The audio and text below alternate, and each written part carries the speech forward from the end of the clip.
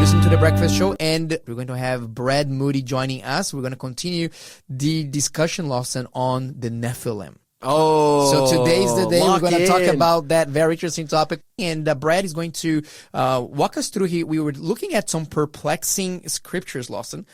Some scriptures that have been troubling students and readers of the Bible for many for decades, if not centuries. And we are having an approach with them. And the approach that we're using is very simple. We are comparing scripture with scripture. Good morning to you, Brad. It's great to have you with us. Good morning, team. Thanks so much for having me back. Yes, we are talking about those verses in the Bible, as you said, that people have used as an excuse for throwing out the Bible. Sad to say. You know, throughout my Christian journey, and you guys can probably resonate, I've come across many people who have said that the Bible contradicts itself, or that it's full of a bunch of fairy tales, not to be trusted, incredible and unbelievable, therefore get rid of it. And what we're going to discover through our apologetics interviews over the next little while is that the Bible is a perfect whole, and that if we carefully review the verses that seem at superficial glance to be misaligned or illogical, they actually reveal an amazing synergy and a complement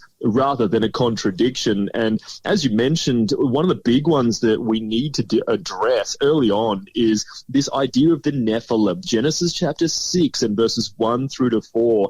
And oftentimes people take these verses out of their context, and we previously mentioned in our last interview that if we take a text without a context, it paves the way for a pretext. In other words, we can take what that text says and apply it however we want to the confusion of the text and to our misappropriation of truth. And so we want to take it in its full context, Genesis chapter 6 and verse 1 through to 4. And I'm just going to read that so that we understand what we're talking about today. And it says, "And it came to pass when men began to multiply on the face of the earth, and the daughters were born unto them, that the sons of God," this is verse 2, "saw the daughters of men," and this is where people start to get a bit off track, "that they were fair, and they took them wives of all which they chose." And then verse 3, which is all too often overlooked, this is the important verse, "And the Lord said, My spirit shall not always strive with man, for that he is also flesh, yet his days shall be 120 years.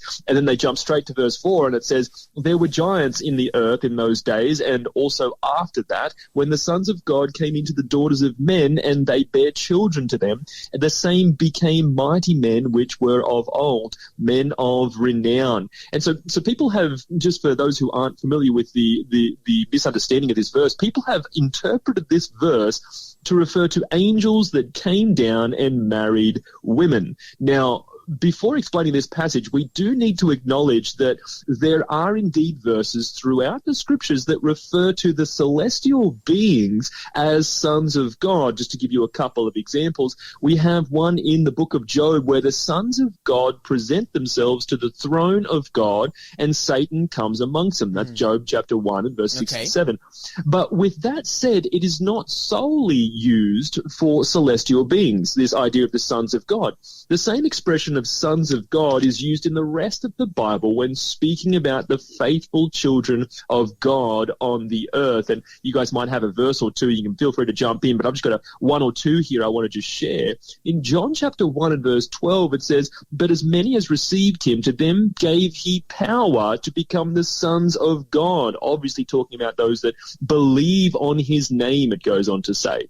And then in Philippians chapter 2 and verse 15, it says, "That ye may be blameless and harmless, the sons of God, without rebuke, in the midst of a crooked and perverse nation, among whom ye shine as lights in the world." And then 1 John chapter 3 tells us, "Behold, what manner of love the Father has bestowed upon us, that we should be called sons of God." And then verse 2 continues that thought and says that we are the sons of God.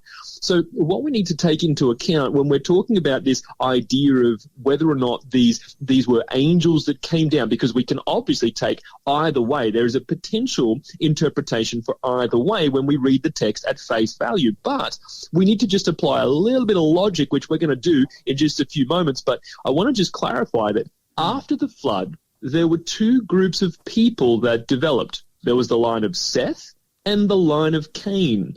The one line consisted of those that followed God. After the fall, you mean, right? That's right. Yeah. This is after the fall. Sorry, not after the flood, after the fall. Right. And so the line of Seth, and then the alternative was those that didn't, the line of Cain. And then in Matthew chapter 13 and verse 38, Jesus himself contrasts these two groups of people, calling them the faithful, the children of the kingdom. And then the alternative being the children of the wicked one. So there's these two contrasted groups all the way through Scripture. So in Genesis chapter 6, where we see the sons of God mentioned, we just simply need to use a little rationale to discover which is obviously being referred to. Okay, so what you're saying here, let me just see if I'm getting this right. It's okay. Sons of God, some people make reference as as being heavenly beings based on that Job passage. But the Bible makes a lot of use of sons of God as referring to people that love God. You know, absolutely. Normal human beings like you and I, we can be called sons of God as well. So we need to decide, okay, which one of these two fits the bill here, fits the shape. Absolutely. Exactly right. And we need to take into account the other scriptures in the Bible that refer to it to give us a good packaged understanding. So when we're looking at Matthew chapter 24 and verse 38 and 39, it provides us clarity which we really can't gainsay. It says, "For as in the days that were before the flood, they were eating and drinking, marrying and giving in marriage until the day that Noah entered into the ark, and knew not until the flood came and took them all away.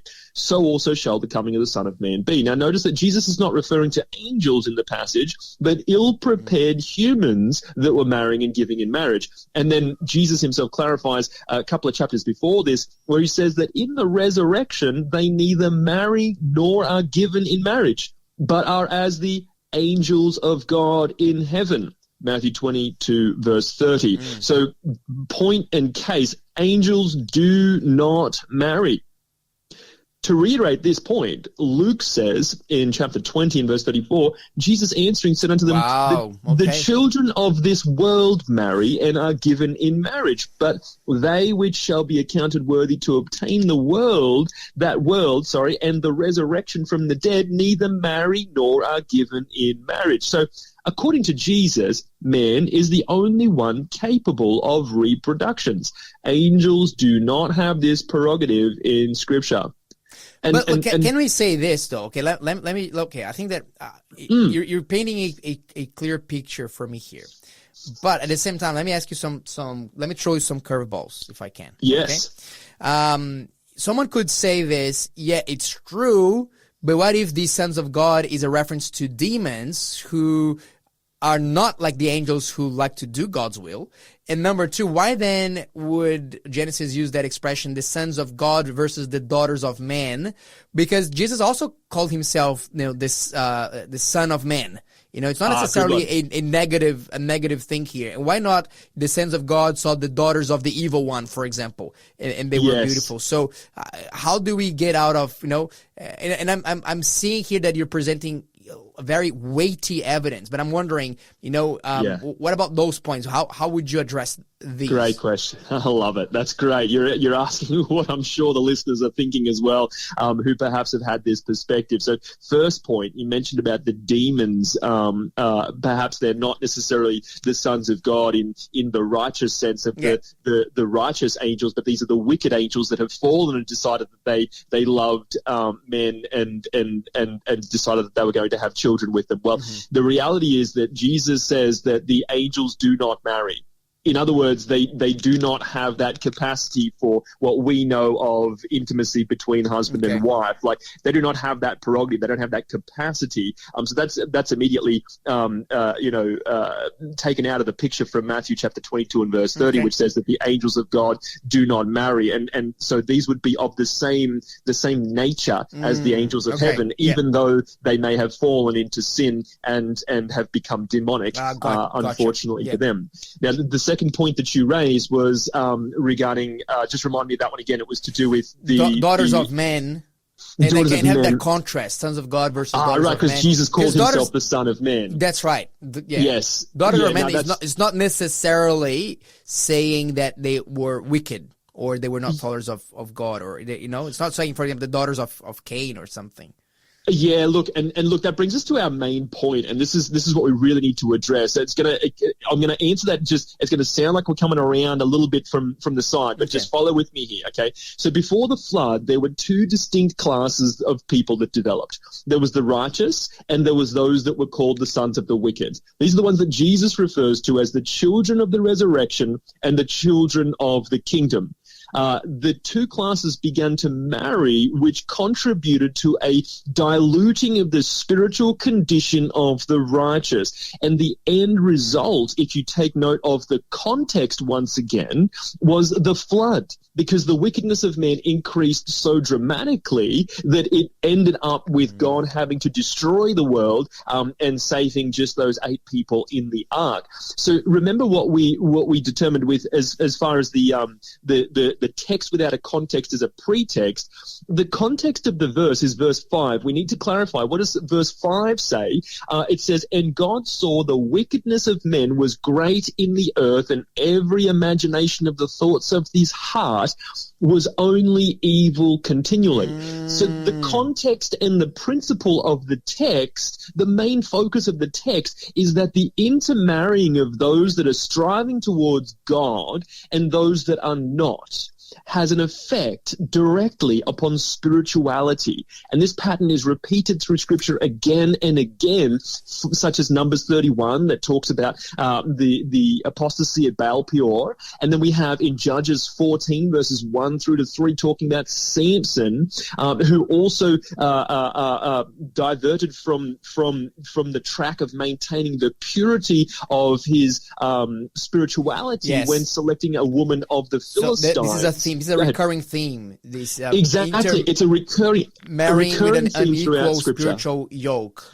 Exactly, and this is why we have to take note of what Paul says in 2 Corinthians 6, verse 14 and 15. "Be ye not unequally yoked together with unbelievers. For what fellowship has righteousness with unrighteousness? What communion with light and darkness? What concord has Christ with Belial?" Go Brett, ahead. I really love how you brought that up, and the focus here, even the passage is saying here that, the problem with the Lord was the wickedness of man. Of mankind, not of this hybrid, a supposedly hybrid. Because what I heard some people defending, and even like some high-profile people, I believe that if I'm not mistaken, even Tucker Carlson, I think that alluded to that before. Yes, is that the idea of the Nephilim being a hybrid race between angels and human beings, and because they were on the earth, the flood was designed to take them down, to kill them. So and not human beings. So the question that I wanted to ask is, like, where does the whole story of the Nephilim comes here? Because we don't see the name Nephilim here in the English text, at least, do we? Yeah, no, that's absolutely right. And look, the Nephilim thing, I'm not familiar with the origins of that particular concept, but just reading from scripture to scripture, comparing the two, it's obvious that it's not something that the Bible is supporting as an idea. Let me just say here, because so the idea of the Nephilim, and I think some translations use that. I'm reading from the New King James; it doesn't, but it says here in verse 4, there were giants on the earth. The word in Hebrew for giant that's translated as giant is Nephilim. Right. There were Nephilim on the earth on these days, and also afterward, when the sons of God came into the daughters of men, and they bore children to them. Yes. Okay. Right. Yeah. So that's where the famous Nephilim name comes from. But Nephilim just means but it can also just mean like mighty men or men of high stature, not necessarily not necessarily some kind of human race. Angel hybrid. Absolutely. So I want to just clarify before we close here. I'm aware that our time's running out, but just quickly, the purpose of this text is something that the devil has worked overtime to subvert. You see, if people see the real reason for the text, which is the purity in our focus spiritually, they will understand his deceptions and intentions to destroy their spirituality through intermarrying with unbelievers, which is strictly forbidden in the Bible. The Bible calls us to be different, not to be judgmental and exclusive, but to be pure. And in such an important relationship as marriage, which will have an impact on our happiness in this life and the life to come, we cannot be too careful in selecting a partner that God approves. And that's really what this is about. And you'll see time and time again the deterioration of spirituality with God's people when they intermarry with those that are not of their same faith. This point is just so abundantly clear, and the devil would love to whitewash that, to just get that idea out of the way so that people will miss the point. I can see that now. Look, absolutely, Brad. And look, and as you said, I think that most people would agree. Even people that do not come from any religious background, I think that most people would agree that it's important to marry someone that has similar values than yourself. Yes. If there's like very different values, that there will be conflict and there'll be clash. Well, for a Christian, the number one value is faithfulness to God. So if they're marrying someone that does not have that as the number one value, well, they don't really have the same values. They might have similar values, but they in the most important, the number one thing, it would be very different. And again, not judging people that are in a situation, but that is bound to bring conflict and sadness and situations where both partners would wish was different, but they can't change now. That's right. It's too late in the process. Take it carefully. Absolutely. Yeah.